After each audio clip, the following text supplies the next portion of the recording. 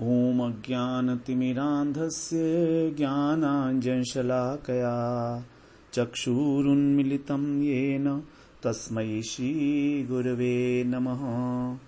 वन्देऽहं श्रीगुरो श्रीयुत्पदकमलं श्रीगुरून् वैष्णवांश्च श्रीरूपं सागरजातं सहगण रघुनाथान्वितं तं सजीवम् साद्वैतं सावधूतं परिजनसहितं कृष्ण चैतन्यदेवं श्रीराधा कृष्णपादान् सहगण ललिता श्रीविशाखान्वितांश्च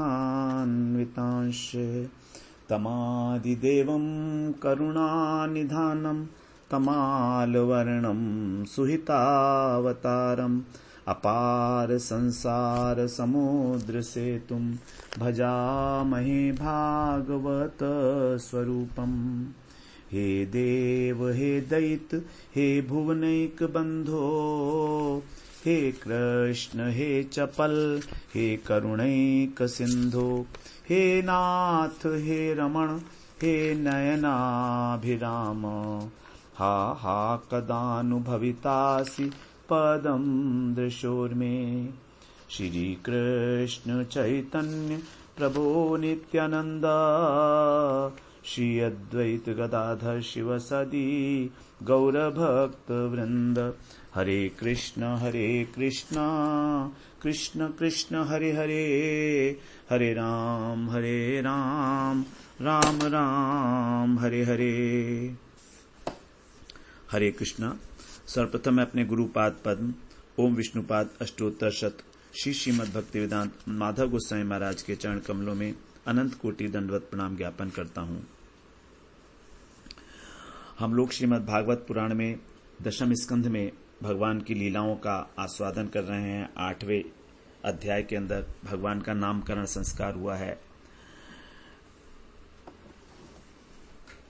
मथुरा से गर्गाचार्य ने आकर जो है भगवान का नामकरण संस्कार यहाँ पर किया है। और गर्गाचार्य ने कहा पहले कि ये जो है मैं तो वसुदेव जी का पुरोहित हूं, तो अगर मैं तुम्हारे पुत्र का नाम संस्कार करूंगा तो कहीं ऐसा ना समझ ले कोई कि ये वसुदेव का पुत्र है, क्योंकि कंस तो वैसे ही ढूंढ रहा है वसुदेव के पुत्र को। उसको विश्वास है कि जो देवकी है उसका अष्टम गर्भ कन्या नहीं हो सकता, वो कहीं छुपा दिया गया है, इस प्रकार का उसे विश्वास है। तो इस प्रकार तो बड़ा अनर्थ हो जाएगा। तब नंद बाबा कहते हैं कि हम लोग जो हैं एकांत में ही इसका नामकरण संस्कार करेंगे। और इस प्रकार जब कहा तो वसुदेव जी वो गर्गाचार्य बड़े प्रसन्न हुए, क्योंकि वो तो चाहते ही यही थे गर्गाचार्य कि किसी प्रकार से जो है आए ही इसलिए थे वो नामकरण संस्कार करने के लिए। तो इस प्रकार से जो है नंदन ने नंद बाबा के प्रस्ताव को स्वीकार करके वहां पर उन्होंने और गोष्ठ के अंदर जाकर और भगवान का नामकरण संस्कार किया। भगवान का नामकरण संस्कार में केवल एक तो नंद बाबा हैं, यशोदा मैया हैं, रोहिणी मैया हैं और गर्गाचार्य है, सिर्फ 4 ही लोग हैं। और भगवान की ऐसी इच्छा थी कि मेरा कोई बहुत बड़ा उत्सव ना हो इस समय में। तो जब आचार्य ने स्वस्ति वाचन इत्यादि सब समाप्त किया, उसके बाद सबसे पहले रोहिणी नंदन का जो है नामकरण किया उन्होंने। तो कहा कि ये तुम्हारा जो रोहिणी नंदन है, ये रोहिणी जी का पुत्र, ये अपनी सद्गुण राशि से सभी जितने भी बंधु बांधव हैं उनकी प्रीति का विधान करेगा, इसलिए इसका एक नाम होगा राम। और अत्यंत बलशाली होने के कारण इसको बल कहेंगे। और ये संकर्षण होगा क्योंकि यदुकुल और ब्रजकुल दोनों के प्रति इसके समान बुद्धि होगी, दोनों में ये मिलन कराएगा, आपस में आकर्षण कराएगा इसलिए। और यशोदा नंदन, रोहिणी नंदन भी इसका एक नाम है। तो 4 प्रकार के नाम बता दिए। अब यशोदा नंदन के नाम बता रहे हैं कि तुम्हारा ये जो बालक है ये तो सत्य त्रेता द्वापर कली चारों युग में प्रकट हुआ ही करता है। इसके तो शुक्ल रक्त पीत अवतीर्ण हो चुके हैं पहले, किंतु इस बार ये जो है इसमें आया कृष्णताम गतः, कृष्णता को प्राप्त हुआ है इसलिए। और ये यहां आने से पहले जो है कभी वसुदेव का पुत्र हुआ था, इसलिए इसका नाम वासुदेव भी होगा। तो कृष्ण और वासुदेव इसके 2 नाम होंगे। और इसके तो अनेक अनेक गुण हैं, अनेक अनेक कर्म हैं। तो सबके अनुसार, गुण और कर्म के अनुसार इसके असंख्य नाम हैं, असंख्य रूप हैं, मैं जानता हूं।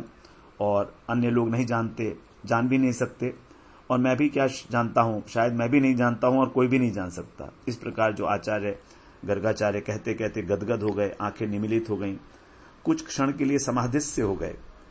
इधर ब्रजेश, ब्रजनानी, रोहिणी जी सबका रोम रोम आनंद से पुलकित हो रहा है, नेत्र छलछल कर रहे हैं। कुछ समय के बाद जो है गर्गाचार्य आंखें खोलकर ब्रजेंद्र की ओर देखते हैं कि ब्रजेंद्र की एक अन्य इच्छा जो है उनके हृदय के अंदर अंकित हो गई। अब ब्रजेंद्र जो है कुछ सुनना चाह रहे हैं उनसे। नंद बाबा की जो आंतरिक इच्छा है वो उनके हृदय में उत्पन्न हुई, तो वो समझ गए कि क्या जानना चाहते हैं, समझ गए कि ये अपने पुत्र का जो फल सुनना चाहते हैं, क्योंकि ज्योतिषी है ना, वो सर्वज्ञ हैं, तो आगे का जो इसका होगा, आगे का जो फल मिलने वाला है, जातक फल जिसको बोलते हैं, जन्म पत्री देखकर, तो कहते हैं ठीक है नंद राय सुनो आप।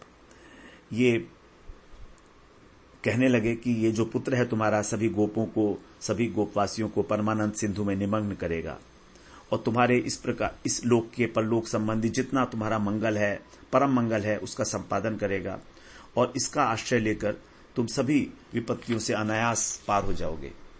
और इसके पूर्व जन्म की एक घटना मैं आपको बताता हूं कि एक बार जब इंद्र पदच्युत हो गए थे, नंदन कानन पर दैत्यों का साम्राज्य हो गया था, तो देवता लोग त्राही त्राही करके पुकार रहे थे। इस समय तुम्हारे इसी पुत्र ने जो है उनकी रक्षा की थी, और उन्हीं के द्वारा रक्षित होकर फिर इसके बल से वो बलान्वित होकर और उन्होंने दैत्यों के ऊपर विजय प्राप्त की थी। और तुम्हारे पुत्र का एक स्वभाव सिद्ध गुण भी है कि जो इसे प्रेम करते हैं, जो इसे प्रीति करते हैं, उन पर कोई भी शत्रु जो है विजय प्राप्त नहीं कर सकता, चाहे वो बाह्य शत्रु हो चाहे अंदर के शत्रु हो, काम क्रोध लोभ इत्यादि। तो जिस प्रकार के कि जो भगवान का जो शरणाश्रित व्यक्ति है उसको असुर प्रभावित नहीं कर सकते, उसी प्रकार इसमें प्रीति करने वाला जो मनुष्य है वो कभी भी शत्रु से परास्त नहीं हो सकता। और अधिक क्या कहूं, तुम्हारा जो पुत्र है सद्गुणों में, संपदा में, कीर्ति में, यश में, अपने प्रभाव में, सब प्रकार से नारायण तुल्य, नारायण समोगुणी, इसलिए तुम अत्यंत तत्परता पूर्वक जो है इसका पालन करो। इतना कहकर जो है गर्गाचार्य चुप हो गए। मन ही मन जो है कृष्ण के चरणों में प्रणत हैं, मूक भाषा में मानो कह रहे हैं, गोलोक विहारिन तुम्हारी जय हो, तुम्हारी जय हो। जो नंद बाबा हैं उनके हृदय के अंदर तुम्हारा जो उनके हृदय के अंदर तुम्हारे ऐश्वर्य का मैंने बिल्कुल भी कीर्तन नहीं किया, और साथ ही साथ मैंने सत्य की रक्षा भी की है, अर्थात तुम्हारे स्वरूप को भी मैंने प्रकट किया है। इस प्रकार मेरे द्वारा जो नामकरण संस्कार की सेवा कुछ अर्थों में संपन्न हो सकी, ये सब आपकी ही कृपा है, और आप अपनी करुणा का एक बिंदु मुझे दीजिए। इतना तो विधान करिए कि जहां कहीं भी अनंत काल तक जहां कहीं भी आप अवतीर्ण हो, वहां वहां मैं ही आपका नामकरण संस्कार की सेवा करता रहूं। इस प्रकार अत्यंत भाव विभोर हैं गर्गाचार्य, और नामकरण संस्कार पूरा होता है।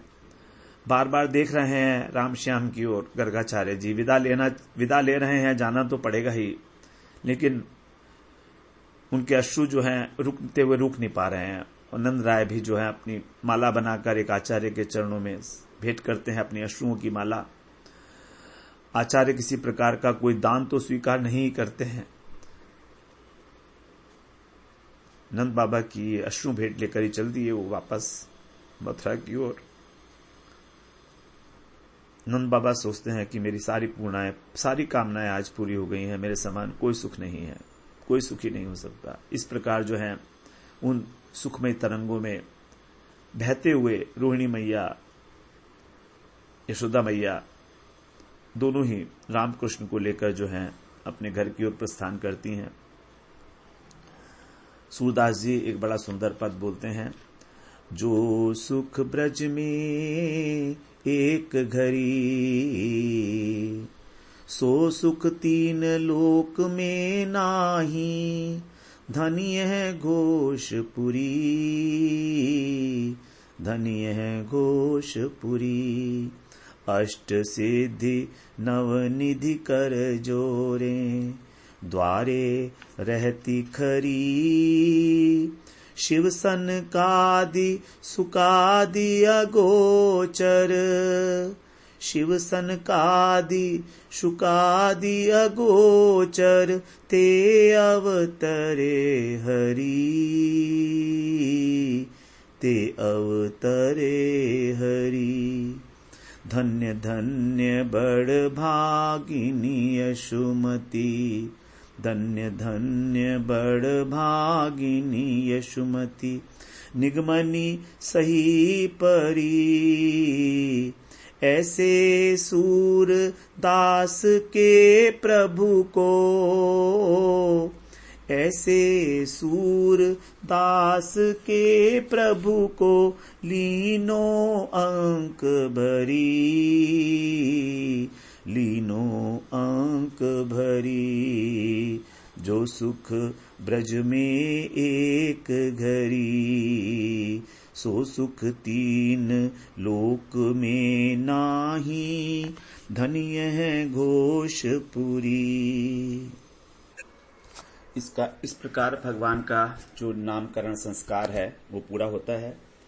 उसके बाद भगवान का जो है अन्नप्राशन संस्कार किया गया है। अन्नप्राशन लीला का वर्णन जो है भागवत में नहीं है, लेकिन ब्रह्म वैवर्त पुराण में इसका वर्णन किया गया है। तो हम लोग यहाँ पर अन्नप्राशन संस्कार का जो लीला भगवान ने की है उसका भी हम लोग यहाँ पर श्रवण करेंगे। अन्नप्राशन का मतलब है अन्न प्रा प्लस अशन, मतलब विशेष रूप से जो भोजन कराना। विशेष समारोह में ब्राह्मणों के अनुगत्य में सबसे पहली बार जब भोजन कराया जाता है तब उसको कहते हैं अन्नप्राशन संस्कार। पहले होता है गर्भाधान संस्कार, फिर नाड़ी छेदन, उसके बाद नामकरण संस्कार, जो 11वें दिन नामकरण संस्कार के लिए कहा गया है। ये 11वें दिन, 12वें दिन, 21वें दिन या 100वें दिन होता है। तो 100वें दिन नामकरण संस्कार हो गया है। अब अन्नप्राशन संस्कार होना है। तो गर्गाचार्य जो हैं उन्होंने बताया कि इसका अन्नप्राशन संस्कार आपको कब करना है। ब्रह्म वैवर्त पुराण में इस प्रकार का वर्णन आया है। वहां पर बताते हैं गर्गाचार्य कि एकांत में फिर वो नंदालय में आए और तब उन्होंने बताया कि अन्नप्राशन संस्कार आपको कब करना है। माघे शुक्ल चतुर्दश्याम कुरु शुभ क्षणे, गुरुवारे च रैवत्याम विशुद्धे चंद्र तारके, चंद्रस्थे मीन लग्ने च लग्नेश पूर्ण दर्शने, वणिजे कर्णोत्कृष्टे शुभ योगे मनोहरे, सुदुर्लभे दिने तत्र सर्वोत्कृष्टोपयोगिके, आलोच्य पंडितै सार्धम कुरु कर्म मुदान्वितः। गर्गाचार्य कह रहे हैं कि जो अगला माघ आ रहा है, माघ मास में, माघ मास के जो शुक्ला चतुर्दशी होगी उसमें तुम इसका जो है अन्नप्राशन संस्कार करना और साथ ही साथ इसका नामकरण भी कर देना। क्योंकि नामकरण तो हमने कर दिया है लेकिन अभी उत्सव तो हुआ नहीं है, तो वो केवल उत्सव होगा, वो फॉर्मेलिटी होगी। तो उसी समय हाथों हाथ ही कर देना इसका नामकरण संस्कार, क्योंकि ये तो गुप्त रूप से हुआ है। अब लोगों को भी तो दिखाना पड़ेगा कि इसका नाम क्या है। तो इस प्रकार से तुम वहां पर करना। और उस दिन क्या होगा, बृहस्पतिवार होगा, रेवती नक्षत्र है और चंद्र शुद्धि तारा शुद्धि सब प्रकार से है। चंद्रमा जो है मीन लग्न में है, शुभ योग है उसका, तो बड़ा सद्गुण संपन्न समय है। इसलिए आप पंडितों के साथ परामर्श करके यथा समय में और जो है इसका नामकरण संस्कार और अन्नप्राशन संस्कार दोनों ही कर दीजिए। तो इस प्रकार से जब उन्होंने कहा तो बड़ा आनंद हुआ और नंद बाबा को बहुत आनंद हुआ है। तो ब्रह्म वैवर्त पुराण में बड़ा विशेष रूप से अन्नप्राशन संस्कार के विषय में बताया गया है कि कैसे भगवान का संस्कार हुआ। जब इस प्रकार जो है नंद बाबा ने घोषणा कर दी ब्रज में कि सभी लोग जो हैं अन्नप्राशन संस्कार में आएंगे भगवान के, और उस दिन जो है नामकरण संस्कार भी होगा। तो जो उपनंद जी थे उन्होंने सभी गोपों को आदेश दे दिया कि आज मध्याह्न जो है, आज गोचारण स्थगित रहेगा मध्याह्न तक। उसके बाद जो आसपास का समय है उसके पास ही गाय को आप जो है गोचारण के लिए ले जाएं, क्योंकि सभी गोप जो हैं इस अन्नप्राशन संस्कार में आएंगे। सबको निमंत्रण दिया गया है और उनकी जो पत्नियां थी, माताएं थी, वो सब तो पहले ही नंद भवन में पहुंच चुकी थी। तो ये जो गोप थे ये भी अपना स्नान इत्यादि करके और गाय को धू कर उसके आगे तृण इत्यादि डाल के सभी लोग जो है भीड़ उमड़ पड़ी नंदालय की ओर। और यथा समय जो यशोदा जी हैं वे भी सभी कार्यों से निवृत्त होकर अपने पुत्र को गोद में लिए हैं आंगन में आती हैं। गोपांगनाएं सब उनको घेर लेती हैं, चारों तरफ से घेर लेती हैं। ब्रजनानी फिर एक बार भंडार की ओर जाकर देखती हैं, वहां पर पुत्र को गोद में लिए हुए श्री रोहिणी जी जो हैं वो सारी व्यवस्था कर रही हैं। रोहिणी जी हमेशा ही जो है जितना रसोई का कार्य था वो संभालती थी, भंडार वगैरह का, तो बड़ी देखती हैं रोहिणी जी बड़ा परिश्रम कर रही हैं। ब्रजरानी की आंखों में फिर स्नेह आ जाता है, जल, और कुछ क्षण देखती हैं, फिर वो बाहर चली जाती हैं आवश्यक कार्य के लिए। और नंद राय जो हैं, नंद बाबा, उनका उत्साह तो ऐसा है कि बस पूछो मत, कि बस मेरे पुत्र का अन्नप्राशन भविष्य के इतिहास में अद्वितीय बन जाए। उन्होंने कितना उन्होंने कार्यक्रम विधान किया है, व्यवस्था की है। एक उद्यान है, वहां पर उन्होंने 9 छोटी छोटी नदियों का निर्माण किया है। एक जल की नदी नहीं है, वो रसों की नदी है। पहली नदी दही की है, दही की धवल धारा उसके अंदर बह रही है। दूसरी दुग्ध की नदी है। तीसरी जो है घी की नदी है, पीतवर्णा, ये जो घी की नदी है मंद गति से चल रही है ये भी। चौथी गुड़ की नदी है, और 5वीं जो नदी है वो तेल की नदी है, वो भी धीरे धीरे जो है यमुना की ओर इसकी गति है। छठी नदी जो है वो मधुकुल्या की है, मधुधारा बह रही है। 7वीं जो नदी है वो नवनीत की है, मक्खन की नदी है, हिमखंड की भांति, जैसे हिमखंड जो है जम गए हों, इस प्रकार अत्यंत शांत है। इसका प्रभाव जो है लक्षित नहीं होता है, क्योंकि हिमखंड है इसके अंदर। इस प्रकार 7 नदियां हैं, इसके अतिरिक्त भी छोटी छोटी जो है नदियां हैं। और इन नदियों के बीच में जो पत्थर पड़े हुए हैं, उनके ऊपर, उस भूमि के ऊपर जो है बहुत सारे उन्होंने 100 जो हैं तंडुल, जो चावल हैं, उनके उन्होंने पर्वत बनाए हैं। 7 लवण पर्वत बनाए गए हैं। जो शक्कर है उसके 7 पर्वत हैं, लड्डुओं के 7 पर्वत हैं, फलों के 16 पर्वत रचे गए हैं। और यवचूर्ण के, जौ का आटा, गेहूं का आटा, इनके भी अनेक पर्वत बने हैं। मोदकों से भी पर्वतों का निर्माण किया गया है, और पूरियों के भी पर्वत हैं, वहां पर अनेक पर्वत हैं। इस प्रकार से, और वहां पर जो है एक मंदिर बना के उसमें अनेक प्रकार की रत्न राशियां, स्वर्ण, मुक्ताफल, इस प्रकार के ढेर जो है सब रखे हुए हैं। जिस आंगन में कृष्ण जो है अब अन्नप्राशन संस्कार करेंगे, वहां पर ब्रजेंद्र ने स्वयं ही उसको सजाया है। और चारों तरफ जो है कदली के स्तंभ, केले के स्तंभ गड़े हुए हैं। उसके ऊपर जो यथा स्थान जो है सूक्ष्म वस्त्र हैं, उसमें आम्र के पल्लव जो हैं, 9 पल्लव वो टंगे हुए हैं। स्थान स्थान पर जो है चंदन, अगरू, कस्तूरी इत्यादि के मंगल कलश रखे हैं, उनसे शोभायमान कलश रखे हैं। वहां पर चित्र विचित्र वस्त्रों के ढेर लगे हैं, और ब्राह्मणों के लिए विराजमान करने के लिए आसन हैं सभी। और सारी व्यवस्था ये कहते हैं कि ब्रजनाथ ने स्वयं की है। केवल 3 पहर में, 8 पहर होते हैं ना, जैसे एक दिन में 8 पहर होते हैं, 3 घंटे का एक पहर है, तो केवल 9 घंटे में ये व्यवस्था की है, असंख्य गोप लोगों को साथ लेकर। आधी रात से वो इस कार्य में जुटे हुए हैं, और दिन चढ़ते चढ़ते सारी व्यवस्था पूरी हो गई। अब जो है शुभ योग आ गया, रेवती नक्षत्र प्रारंभ हो चुका है। चंद्र तो मीन में, चंद्र जो है मीन लग्न में अवस्थित है, और अब जो है क्रिया आरंभ हो जाती है। शास्त्र विधि का अनुसरण करते हुए नंद रानी और नंद बाबा दोनों ही स्नान करते हैं, दोबारा से पुनः मंगल स्नान करते हैं। ब्रजेश्वरी श्री कृष्ण को भी स्नान कराती हैं। उसके बाद फिर पूर्व की ओर मुख पर आसन पर बैठकर दोनों दंपति विराजमान होते हैं। नंद रानी की गोदी में जो है श्री कृष्ण है। अब जब उनको देखते हैं नंद बाबा, तो कुछ क्षण के लिए तो सब कुछ भूल जाते हैं कि मैं कहाँ बैठा हूं, कौन हूं, क्या करना है, सब कुछ भूल जाते हैं। और यही दशा जो है ब्रजांगनाओं की भी हो रही है। सबकी दृष्टि एकमात्र कृष्ण की ओर है, और जो ब्राह्मण हैं वो भी स्वस्ति वाचन कराते हुए विभोर हो रहे हैं कृष्ण की ओर। जैसे उनकी दृष्टि जाती है, वो सब कुछ जो है बस ऐसा हो रहा है जैसे यंत्रवत सारी क्रियाएं हो रही हैं, जैसे सभी लोग एक समाधि से उठे हों कृष्ण के दर्शन करके। सब कुछ हो रहा है, लेकिन ऐसा रहा है कोई अचिंत्य शक्ति सारी क्रिया करा रही है उनके हाथों से। वो स्वयं से, शरीर से यहाँ पर नहीं है, कोई भी, किसी को भी अपने देह का सुध नहीं है।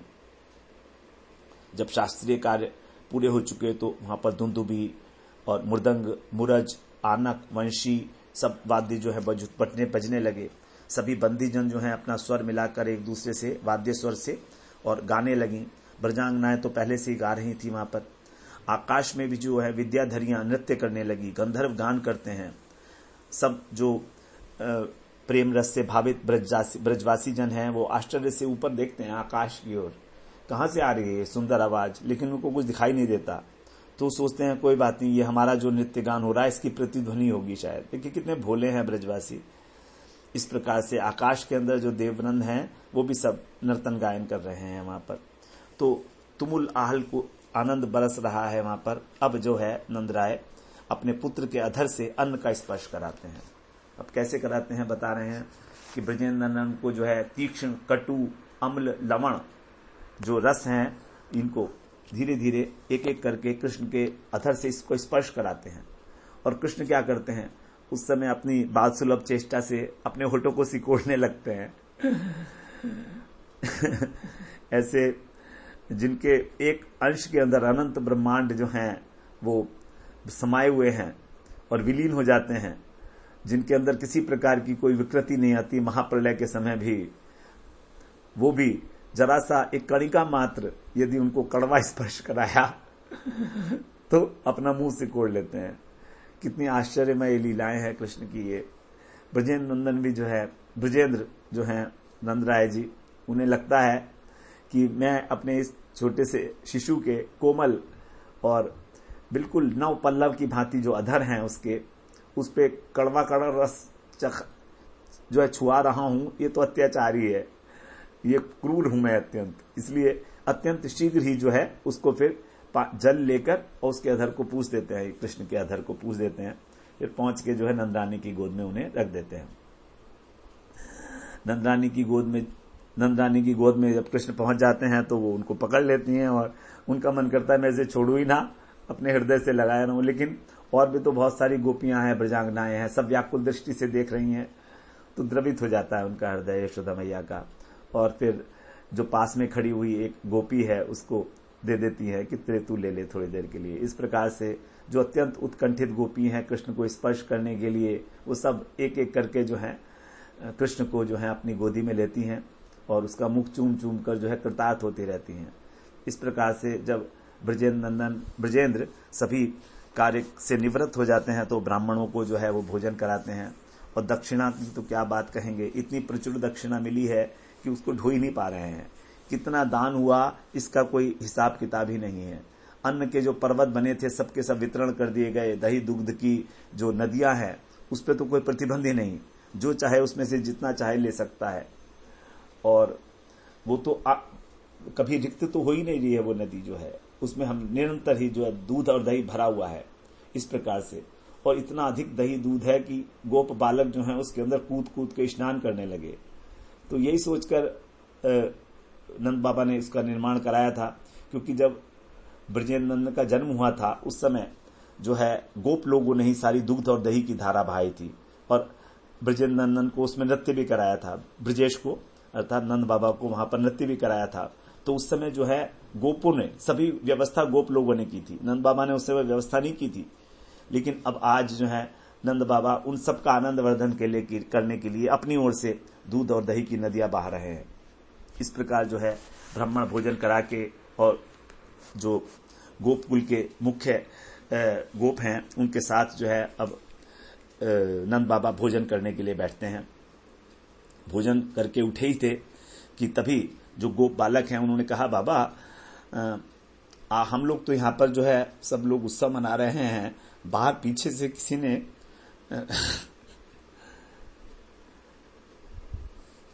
गोकुल में सोने की वृष्टि कर दी है, सोने का छिड़काव कर दिया, ऊपर से सोना फेंका गया है बाबा, और इतनी वृष्टि हुई है, देखिए तो जरा, चलो देखते हैं बाबा जाकर। अरे चारों तरफ तो सोना सोना भरा पड़ा है, क्योंकि कुबेर जो है, कुबेर कौन है, वो देवताओं के खजांची हैं, वो फाइनेंस रखते हैं। तो उन्होंने वो दर्शन करने के लिए आए थे कि चलो कृष्ण का आज अन्नप्राशन दर्शन करने चलते हैं। मन में आया क्या भेंट चढ़ाऊं, क्या दूं इनको उपहार में, मेरे पास क्या है, सब कुछ तो उन्हीं का है, तो ठीक है कोई बात नहीं, उन्हीं की वस्तु उन्हीं को अर्पण करेंगे, संकोच क्यों करना है। तो इसलिए क्षुद्र सा उपहार जो है लेकर आए और उन्होंने 3 मुहूर्त तक वहां पर स्वर्ण वृष्टि की है, गोकुल को परिपूर्ण कर दिया सोने से उन्होंने। त्रिमूर्ते कुबेरश्च श्री कृष्ण प्रीतये मुदा चकार स्वर्ण वृष्ट्या च परिपूर्णम च गोकुलम। इस प्रकार उन्होंने गुरुकुल को 3 प्रहर 3 मुहूर्त तक लगातार स्वर्ण वृष्टि करके परिपूर्ण कर दिया सोने से। सब लोग जो है इस स्वर्ण वृष्टि से चकित तो हुए, लेकिन स्वर्ण जो है किसी के भी आदर का वस्तु नहीं बन पाया। क्यों? क्योंकि वहां तो साक्षात ब्रजेंद्र नंदन उनके सामने है, तो उनके सामने ये जो तुच्छ स्वर्ण राशि है, इसका क्या मूल्य है? जो ऐश्वर्य ज्ञान विहीन है सब प्रकार से और कृष्ण के विशुद्ध प्रेम में ही जो मग्न है, ऐसी गोप सुंदरियां, ऐसे गोप तो तन्मय है कृष्ण के अंदर ही, उनके लिए तो ये जानना उनके लिए आवश्यक नहीं है कि कृष्ण कौन है तत्वतः, ये साक्षात परब्रह्म है, इसकी जरूरत ही नहीं है।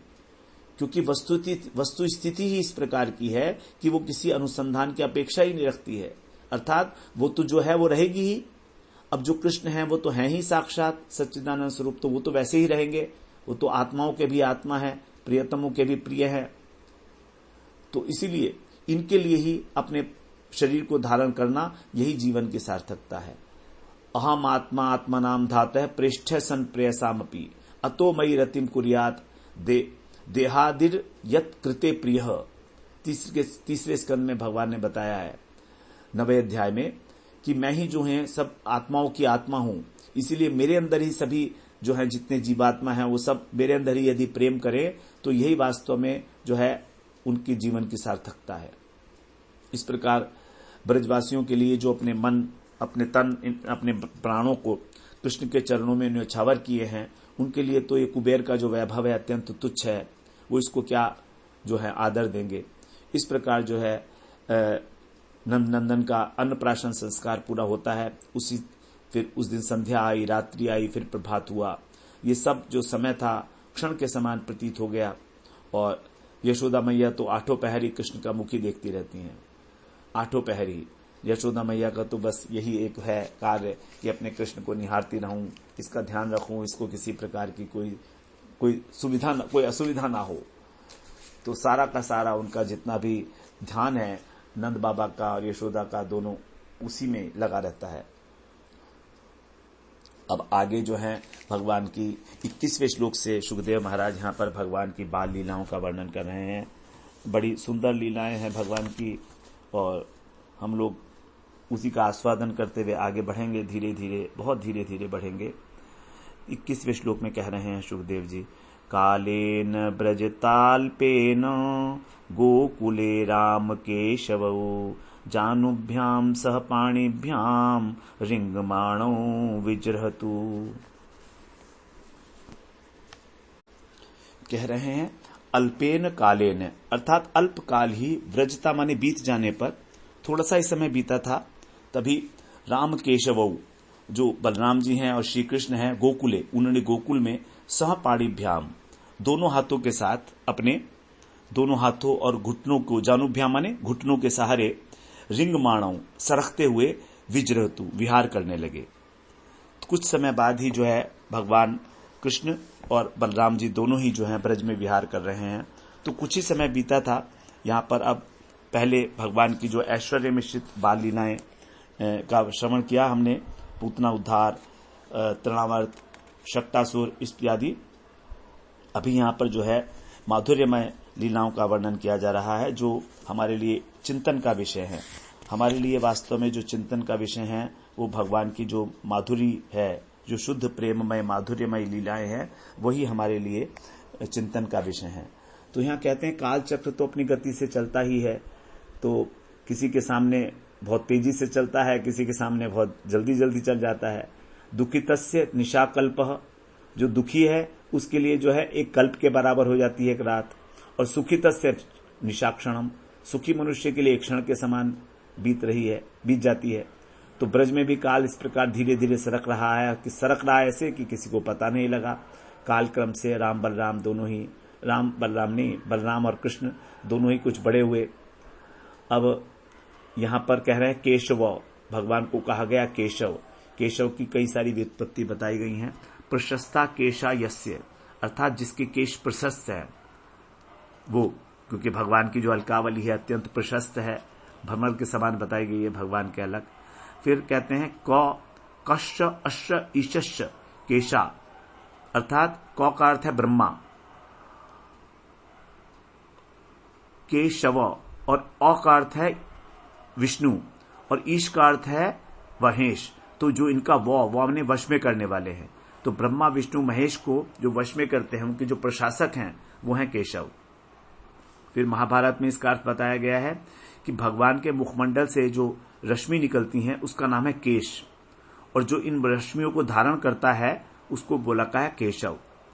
फिर इसका एक अर्थ और भी है जो मधुर अर्थ है, केशान वयते प्रशास्ति राधाया इति केशव, अर्थात जो राधा रानी के केश संवारते हैं उनका नाम है केशव। इस प्रकार जो है भगवान दोनों राम और केशव घुटनों के सहारे, हाथों के सहारे जो है धरती पर विहार कर रहे हैं। धरती का दुख दूर करने के लिए आए हैं, तो इसलिए अब धरती को बता रहे हैं कि भाई देखो हम तुम्हारे लिए आए हैं, तो इसलिए अब हम यहां पर विहार कर रहे हैं तुम्हारे ऊपर। जिस प्रकार जो सूर्यकांत मणि होती है उसी के अंदर जो है सूर्य की किरणों का विशेषत्व प्रकाशित होता है, वही जो है उस किरण को जो है ग्रहण करती है और स्वयं भी जो है वो प्रकाशित करने का गुण प्राप्त कर लेती है। उसी प्रकार से केवल गोकुल के अंदर ही जो भगवान की बाल माधुरी है वो प्रकाशित हुई है। किसी और धाम में इतने उत्कृष्ट रूप से बाल माधुरी प्रकाशित नहीं हुई। यद्यपि राम के अवतार में भी जो है बाल माधुरी का वर्णन है, लेकिन संक्षेप में है। तो वहां पर और जगत के अंदर जो है बालक अपने घर के अंदर जो है निष्कपट भाव से, निसंकोच भाव से बाल क्रीड़ा करते ही हैं। तो इस प्रकार से यहाँ पर गोकुल जो है नंदनंदन का पितृ भवन है, अपना ही घर है, तो निसंकोच होकर वो सारी बाल लीलाएं कर रहे हैं। सभी गोकुलवासी जो उनकी बाल लीलाओं का जो है आनंद लेते हैं, वो भी विशुद्ध प्रेम के आश्रय हैं, सब उनसे शुद्ध प्रेम करते हैं। किसी के सामने भी भगवान जो है वो ऐश्वर्य भाव समन्वित नहीं है। इसीलिए कहते हैं कि भगवान का जो ऐश्वर्य है, भगवान की जो क्रीड़ाएं हैं, जो उनका वीणा है और जो उनका श्री विग्रह है, उसका माधुर्य केवल ब्रज में ही एकमात्र विराजमान है। इस प्रकार जो रोहिणी नंदन केशव कौन हो गए, केशव के बारे में बताया कि केशव जो है राम के लिए बताया, राम रमणीय है अर्थात रमण कराते हैं। तो इस प्रकार से सबको वो आनंद दे रहे हैं, घुटने के बल चलकर और हाथों के बल चल के अनेक प्रकार की जो है भंगी करते हैं। और यशोदा मैया और रोहिणी जी जो है उनको देख देख कर आत्मविभोर हो जाती हैं। इस प्रकार से जो है ब्रजवासी को ये सौभाग्य मिला है कि राम और कृष्ण की इस प्रकार की लीलाओं को जो है वो उनका आस्वादन कर सके। 22वें श्लोक में कह रहे हैं, तावंघ्रियुग्मम् अनुकृष्य सरीसृपन्तौ घोष प्रघोष रुचिरं ब्रजकर्दमेषु तन्नाद हृष्ट मनसावनुसृत्य लोकम मुग्ध प्रभीत वदुपेय तुरंति मात्रोः। ताह युग्मम अर्थात वे दोनों भाई, युग्म माने युग्म, उसका युगल दोनों का ही एक साथ है। तो कह रहे हैं वे दोनों के दोनों भाई जो है अंघ्रि माने अपने चरणों को अनुकृष्य, अनुकृष्य का मतलब होता घसीटते हुए।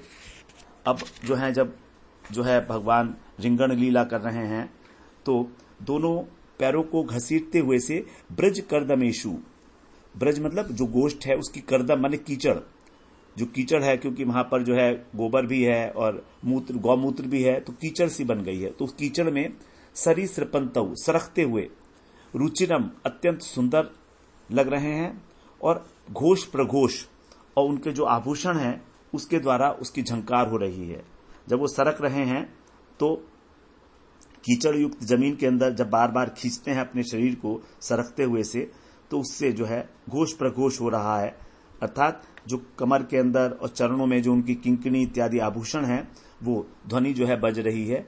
और तत्नाद और उस शब्द से हृष्ट मनसा जो प्रसन्न चित्त हुए हैं, ऐसे लोग लोकम लोगों के पीछे जो मुग्ध अनुसृत्य, तो प्रसन्न होते हुए जो लोग हैं उनके पीछे पीछे भागते हैं भगवान मुग्ध होकर कि कौन है।